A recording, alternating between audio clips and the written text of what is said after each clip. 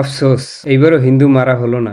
জঙ্গিদের অপহরণ করবে কে? ওরা নিজেরাই তো অপহরণকারী। হিন্দু মুসলিম দাঙ্গা বাজানোর জন্য মহিবুল্লাহ হুজুর যেইটা করেছে এটা হচ্ছে পুরনো টেকনিক। এজন্য আগেই বলেছিলাম এটা নাটক। জঙ্গি টাইপের লোকজন যখন গ্রেপ্তার হয়, আওয়ামী লীগের আমলে জঙ্গি টাইপের লোকজন যতগুলো গ্রেপ্তার হয়েছে তাদের প্রত্যেকের বয়ান একই টাইপের। আর জঙ্গিদের অপহরণ করবে কে? জঙ্গিরা নিজেরাই তো অপহরণকারী। আর গ্রেপ্তার করার পরে আয়নাঘর, তারপরে যারা গ্রেপ্তার করেছে এরা বাংলাদেশি ছিল না, এরা অন্য ভাষায় কথা বলছিল।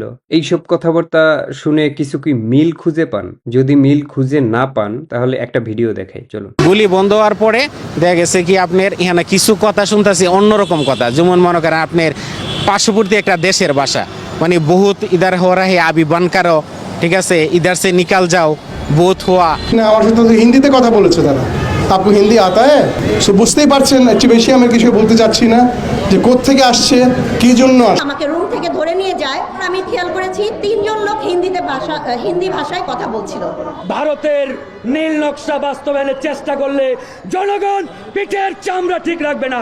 যখন তিনজন কথা বলছিল তখন আমি শুধু একটা জিনিস নোটিস করেছিলাম, যেটা আমার কানে বাজে, যে আমরা এখানে যখন আমি এখন কথা বলছি, আমরা শুদ্ধ ভাষা ইউজ করছি, আমরা চলতি ভাষা ইউজ করছি। আমি যখন আমার বন্ধুদের সাথে কথা বলি আমি চলতি ভাষা ইউজ করি, কেমন আছো, তুই খাইছিস কিনা, বাপ মার সাথে কথা বলি যে বাবা খেয়েছেন কিনা, খাবেন কিনা, খানা দিয়েছে। তো আমরা তো সব জায়গায় আমাদের ভাষা জানি। তো এখন আমাকে যদি এখন কেউ দাম করে বলে যে দাদা জলটা পান করেন, তখন কিন্তু আমার কানে বাজবে যে আমাকে প্রশ্ন করছে তাকে।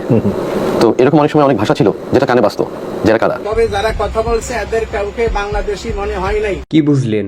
এদের উদ্দেশ্য আসলে হিন্দু দমন এবং ভারত বিদ্বেষ। শুধু এই কারণেই একের পর এক মন গড়া নাটক মঞ্চায়িত করতেছে। এই দেশটাকে ওরা শান্তিতে থাকতে দিবে না। আপনি আমি যতই চেষ্টা করি কাজ হবে না। মৌলবাদীদের অনুসারীরাও চায় এটাই হোক। তারা এখনো বিশ্বাস করে না মামুনুল হক রিসোর্টে কোনো মেয়ে নিয়ে যেতে পারে ফুর্তি করার জন্য। মহিবুল্লাহ হুজুরের স্বীকারোক্তি শোনার পরেও কমেন্টে এসে অনেকে বলে এগুলো নাকি জোর করে মহিবুল্লাহ হুজুরকে দিয়ে বলাচ্ছে, কারণ ওরা এতে খুশি হতে পারছে না। দাঙ্গা বাজলেই বরং ওরা খুশি। ওরা যেইটা চায় হুজুর তো সেইটাই করছিল। আফসোস, এইবারও হিন্দু মারা হলো না।